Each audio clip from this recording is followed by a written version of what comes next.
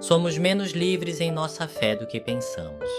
Porque ainda hoje vivemos como devedores e por isso em nossa vida. Mesmo que eu cometa um pequeno erro ou caia um pouco, eu abaixo a cabeça e me pergunto se está tudo bem eu ser assim. Como se Deus mal nos perdoasse. Mas Paulo fala com firmeza: vocês não são mais devedores à carne, nem ao pecado, nem à condenação, nem ao fracasso. Isso significa que não precisamos mais pagar nenhuma dívida ao nosso eu de ontem.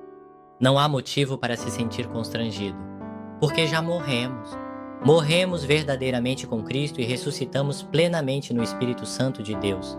Nossa fé não é uma decisão de tentar viver melhor, é viver como alguém que já ressuscitou. Porque o poder que nos transforma não vem da minha decisão, mas do Espírito Santo que habita em mim. Portanto, agora viva no Espírito Santo. Ele é quem nos guia.